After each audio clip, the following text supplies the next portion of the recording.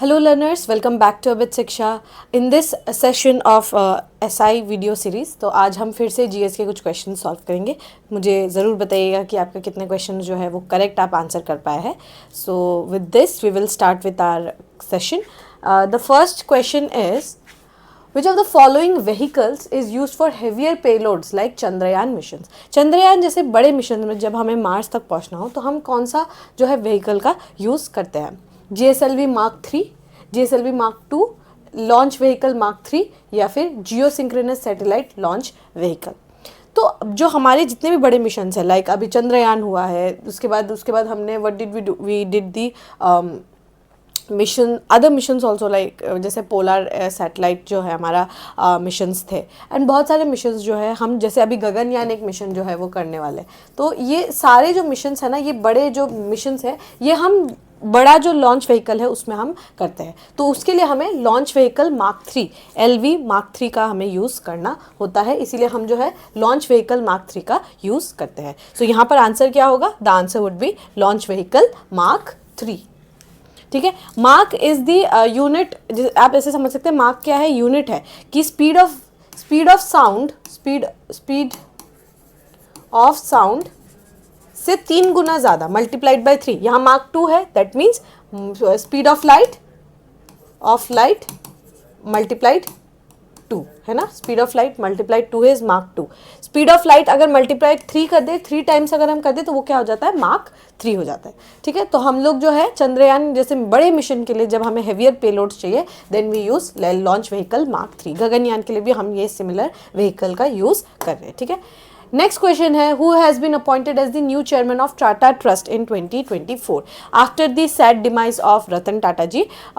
Who is the new chairman of Tata Trust? Cyrus Mistry, Natarajan Chandrasekaran, Noel Tata या फिर राजेश गोपीनाथन. सो इसका आंसर क्या होगा? The answer would be option number C, Noel Tata. Noel Tata is the new chairperson of Tata Trusts in 2024 after the demise of Shri Ratan Tata ji. ठीक है. So option number C, Noel Tata becomes the correct option. ठीक है. याद रखिएगा. Which of the what is the full name of the organization that won the Nobel Prize for Peace in 2024? तो Nobel prize जो peace prize है उसका 2024 में किसको जो है नोबेल पीस प्राइज जो है वो दिया गया है? Nihon Hidankyo, international campaign to abolish nuclear weapons, united nation या फिर ग्रीन पीस. तो इस साल का जो नोबेल पीस प्राइज है वो निहोन हिदानक्यो को जो है वो दिया गया है. हिदानक्यो को जो है वो दिया गया है. This is a Japanese non profit organisation. एक जापानीज नॉन प्रॉफिट ऑर्गेनाइजेशन है. जितने भी आपको पता होगा कि न्यूक्लियर जो वॉर है उसका सबसे खराब इम्पैक्ट जो है हिरोशिमा और नागासाकी में हुआ था.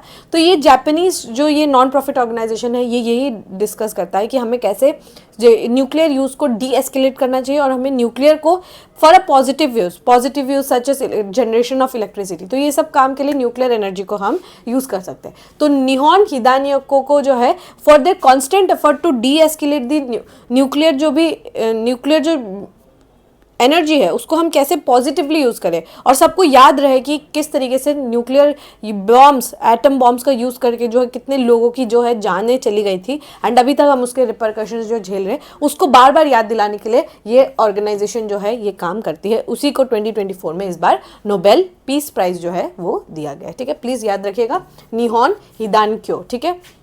निहोन Hidankyo very very important. Alright.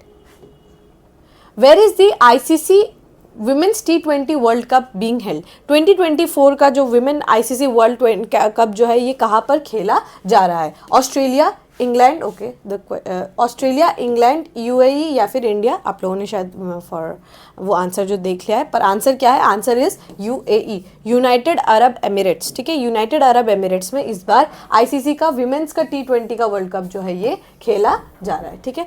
Women's का जो 2020 है वर्ल्ड कप ये 2024 का ये कहाँ खेला जा रहा था? इन UAE, यूनाइटेड अरब एमिरेट्स में खेला जा रहा था. ठीक है. Alright, question number 5 is which article of the Indian Constitution says that there will be an election commission in India? बहुत हाई चांसेस है इस साल आपको इलेक्शन कमीशन के बारे में पूछे जाने को बिकॉज इलेक्शंस जो है वो रिसेंटली कंडक्ट हुए थे, जनरल इलेक्शंस जो थे आपके रिसेंटली कंडक्ट हुए थे।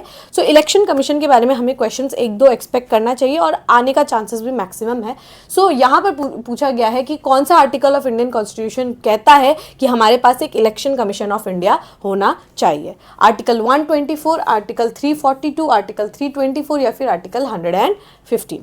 तो there should be an election commission of India, and election commission of India has the superintendence control over the free and fair elections in India। जो ये आर्टिकल है ये आपका लिखा हुआ है under article 324 of the Indian constitution. Article 324 of the Indian constitution कहता है कि हमारे पास एक इलेक्शन कमीशन होना चाहिए और वो इलेक्शन कमीशन जो है वो सुपरवाइज करेगा और सुपरिटेंडेंस जो है वो करेगा ओवर द एंटायर इलेक्शन का जो पूरा जो सिनेरियो है उस पर पूरा ये जो है सुपरिटेंडेंस करेंगे and free and fair election जो है वो कंडक्ट करवाएंगे। So option number C article 324 becomes the correct option. ठीक है, article number C option number C article 324 becomes the correct option.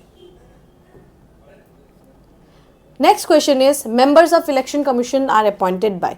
यहाँ पे फिर से एक इलेक्शन कमीशन का क्वेश्चन है। मेंबर्स ऑफ इलेक्शन कमीशन जो है ये कहाँ किसके द्वारा इलेक्ट किए जाते हैं, अपॉइंट जो है वो किसके द्वारा किए जाते हैं। क्या वो प्रेसिडेंट ऑफ इंडिया करते हैं, क्या वो प्राइम मिनिस्टर ऑफ इंडिया करते हैं, इलेक्टेड बाय द पीपल, या चीफ जस्टिस ऑफ इंडिया। तो बिकॉज ये एक अपॉइंटमेंट बॉडी है तो आप इससे क्या एलिमिनेट कर सकते हैं, ये अपॉइंटमेंट की बात की जा रही है। अपॉइंट होना और इलेक्ट होने में डिफरेंस है। अगर हम किसी लोकसभा के मेंबर को पूछे तो उनको इलेक्ट कौन करते हैं, पीपल ऑफ इंडिया। लेकिन क्या एक इलेक्शन कमीशन का जो बॉडी है क्या उसको इलेक्ट करेगी इंडिया की जनता? No, obviously not. तो ये ऑप्शन हम एलिमिनेट कर सकते हैं। दूसरा है ऐसे कोई बड़े इलेक्शन कमीशन जैसे बॉडीज जो है इसका अपॉइंटमेंट का कोई चीफ जस्टिस ऑफ इंडिया करेंगे? Obviously no. ठीक है, क्योंकि ये एक एग्जीक्यूटिव ऑर्डर है तो इसमें जुडिशरी इंटरफेयर नहीं करेगी according to article 50। Judiciary and executive should be separated. Third क्या है, prime minister of India. Prime minister obviously ही also includes in the executive, but because president is the nominal head of the entire country and nominal head है, तो ज़्यादा जो बड़े appointment जो जितने भी बड़े अपॉइंटमेंट्स होते हैं वो सब आपके प्रेसिडेंट ऑफ इंडिया जो है वही लेते हैं। ठीक है, तो चाहे वो सुप्रीम कोर्ट के चीफ जस्टिस को इलेक्ट करना हो या फिर वो इलेक्शन कमीशन ऑफ इंडिया के chief justice election commission of India के मेंबर्स को इलेक्ट करना हो या चीफ इलेक्शन कमिश्नर को अपॉइंट करना हो, ये सारा पावर्स जो है आपके प्रेसिडेंट ऑफ इंडिया के पास रहता है। ठीक है, तो option number A becomes the correct option, president of India. ठीक है, प्रेसिडेंट ऑफ इंडिया जो है इसका सही उत्तर रहेगा। अगला क्वेश्चन है who among the following leaders led the revolt of 1857 in Bihar. Bihar में जो है वो किनके द्वारा जो है ये चलाया गया था। Option number A Rajendra Prasad, option number B Devi Singh, option number C Rajkumar Shukla या option number D Kunwar Singh. तो 1857 में देयर वर न्यूमरस लीडर्स जो कि अलग अलग रीजन्स में they started revolting against the Britishers. तो जैसे यहाँ पर आपके जैसे झांसी से रानी Lakshmibai, Tatya Tope, there were men numerous leaders. और बिहार से आपके कुंवर सिंह जो है he led the revolt in Bihar against the British officials. ठीक है, सो इसका करेक्ट ऑप्शन क्या रहेगा, option number D. Option number D becomes the correct option. ठीक है, option number D becomes the correct option, Kunwar Singh is the correct option. ठीक है, उन्होंने 1857 में बिहार से जो है युद्ध जो है जो रिवोल्ट है उसको कंटिन्यू किया था। आपके लिए क्वेश्चन है आसाम से, आसाम में उस समय कौन से लीडर थे। ठीक है, आसाम में उस समय 1857 के समय कौन से बड़े लीडर ने रिवोल्ट जो है वो किया था, ये सबको आना चाहिए। ठीक है, अगला क्वेश्चन है Assam share international border with which of the following countries. ये रिपीटेड क्वेश्चन आपको बार बार एग्जामिनेशन में देखने को मिलेगा। मुझे लगता है कि इस एग्जाम में पूछे जाने का बहुत हाई चांसेस है। रिपीटेशन है इसी क्वेश्चन का, तो आप इसको ध्यान से सॉल्व करके जाइए। Assam share international boundary with which of the following country. क्या वो नेपाल बांग्लादेश के साथ शेयर करते हैं, क्या वो भूटान म्यांमार बांग्लादेश के साथ शेयर करते हैं, क्या वो भूटान एंड बांग्लादेश के साथ शेयर करते हैं, या फिर वो भूटान नेपाल और चाइना के साथ बाउंड्री जो है वो शेयर करते हैं। तो आपको पता है कि हमारा कोई भी कनेक्शन जो है नेपाल के साथ नहीं है, हमारा कोई भी कनेक्शन चाइना के साथ नहीं है, और ना ही हमारा कोई connection direct border connection Myanmar के साथ है। हमारे सिर्फ 2 ही इंटरनेशनल बॉर्डर्स है, one with Bhutan and other one with Bangladesh. ठीक है, हमारे सिर्फ 2 ही इंटरनेशनल बॉर्डर्स है, one with Bhutan and other one with Bangladesh. ठीक है, तो ये 2 कंट्रीज के साथ आसाम जो है डायरेक्टली बॉर्डर जो है इंटरनेशनल बॉर्डर शेयर करता है। सो 2 कंट्रीज 2 देशों के साथ शेयर करता है एंड 7 स्टेट्स के साथ ये बाउंड्री शेयर करता है। 7 स्टेट्स के साथ ये बाउंड्री शेयर करता है एंड 2 देशों के साथ, 2 कंट्रीज के साथ ये बाउंड्री शेयर करता है। सो option number C becomes the correct option, Bhutan and Bangladesh. ठीक है, भूटान और बांग्लादेश इसका सही ऑप्शन रहेगा। Next is Keibul Lamjao national park, the world's only floating park, is located on the, कौन से लेक के ऊपर जो है आपका केबुल लामजाओ नेशनल पार्क, जो आपके मणिपुर में है, मणिपुर में जो केबुल लामजाओ नेशनल पार्क है, ये किसके लेक पे स्थित है, कौन से लेक पे ये स्थित है? Option number A Loktak lake, option number B Shiloi lake, option number C Samiti lake, या फिर option number D Pushkar lake. So आपको पता होगा कि हमारे मणिपुर में one of the famous lake is the Loktak lake, जहां पर आपको फ्लोटिंग नेशनल पार्क जो है वो देखने को मिलेगा। सो इसका करेक्ट आंसर क्या होगा? Option number A Loktak lake जो है इसका करेक्ट ऑप्शन रहेगा। ठीक है, लोकटक लेक जो है इसका करेक्ट ऑप्शन रहेगा। लोकटक झील पे हमारा Keibul Lamjao national park, again याद रखिएगा मणिपुर में है। मणिपुर में एक और नेशनल पार्क है, उसका नाम क्या है? Shirui national park. Shirui national park. There are 2 national parks in your Manipur, one is Keibul Lamjao, other one is Shirui national park. और ये केबुल लामजाओ जो है it is on the Loktak lake. ठीक है, लोकटक लेक पर ये स्थित है।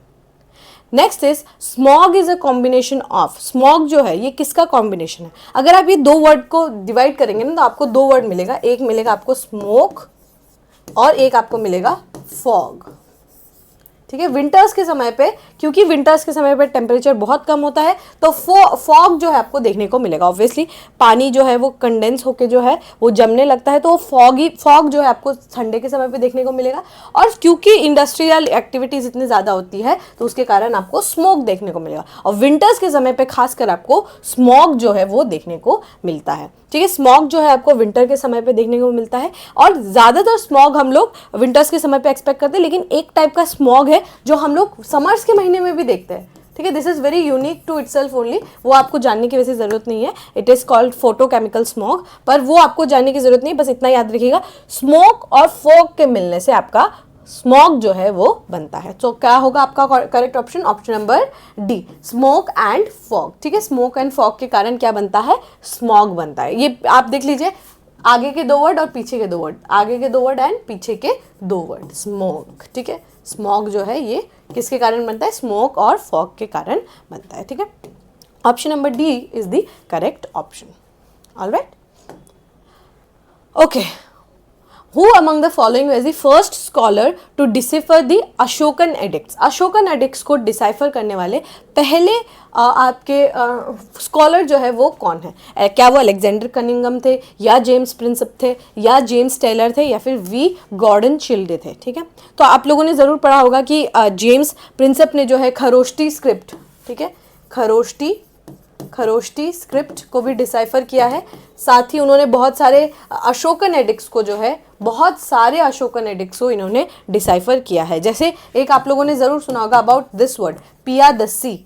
ठीक है, अशोका अपने आप को पियादस्सी के नाम से रेफर किया करते थे। ठीक है, generally he didn't use his original name that was Ashok, he didn't use that name, but उसके आसपास वो अलग अलग नाम जो है वो यूज़ किया करते थे, वन इज बीइंग पियादस्सी। तो ये जो खरोष्टी स्क्रिप्ट में लिखा हुआ है अशोक, बहुत सारे अशोक के जो एडिक्ट्स है, तो वो खरोष्टी स्क्रिप्ट को किन्होंने डिसाइफर किया है? आपके जेम्स प्रिंसेप ने। ठीक है, जेम्स प्रिंसेप ने इसको डिसाइफर किया है। ठीक है, very important, option number B is the correct option, James Prinsep is the correct option. ठीक है, alright, which place is known as the Scotland of Assam? Scotland of Assam कौन से हम प्लेस को कहते हैं? क्या वो डिफू है, क्या वो हाफलॉन्ग है, क्या वो लमडिंग है, या फिर वो दोकमोका है? ठीक है, तो हमें पता है स्कॉटलैंड ऑफ द ईस्ट हम किनको कहते हैं? शिलोंग को कहते हैं।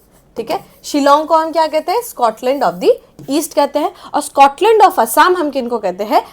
हम हाफलोंग को कहते हैं, ठीक है। हाफलोंग को हम स्कॉटलैंड ऑफ असम कहते हैं, ठीक है। दिमा हसाओ डिस्ट्रिक्ट में है ये हाफलोंग जो शहर है, and it is also known as Scotland of Assam. Very very important, ठीक है। Scotland of Assam is Haflong. Scotland of east अगर आपको पूछे then the answer becomes Shillong, ठीक है। Scotland of east is Shillong and Scotland of Assam is Haflong, ठीक है। हाफलोंग जो है दिमा हसाओ डिस्ट्रिक्ट में है, ठीक है।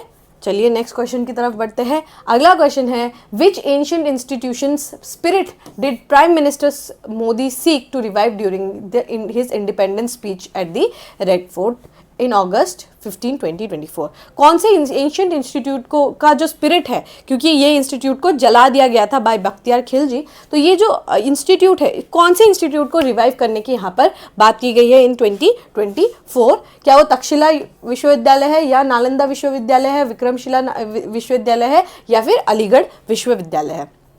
इसमें नालंदा विश्वविद्यालय के बारे में बात की गई है। नालंदा विश्वविद्यालय को बख्तियार खिलजी ने जलाया था। आप मुझे क्वेश्चन कमेंट में बताएंगे कि नालंदा विश्वविद्यालय को, नालंदा यूनिवर्सिटी को किन्होंने बनाया था? हु मेड दिस यूनिवर्सिटी, ठीक है। Who made this university, Nalanda university को किनके पैट्रनेज में जो है वो बनाया गया था, ठीक है। मुझे आप कमेंट्स में बताएंगे। आपको मैंने दो क्वेश्चन जो है अभी तक दिए हैं, प्लीज़ मुझे कमेंट में ज़रूर बताइएगा, ठीक है। सो नालंदा विश्वविद्यालय को रिवाइव यहाँ पर करने की बातें जो है वो की गई है by prime minister Modi when he gave the independence day का speech from the red fort, ठीक है। सो ऑप्शन नंबर बी, नालंदा विश्वविद्यालय इज द करेक्ट ऑप्शन, ठीक है।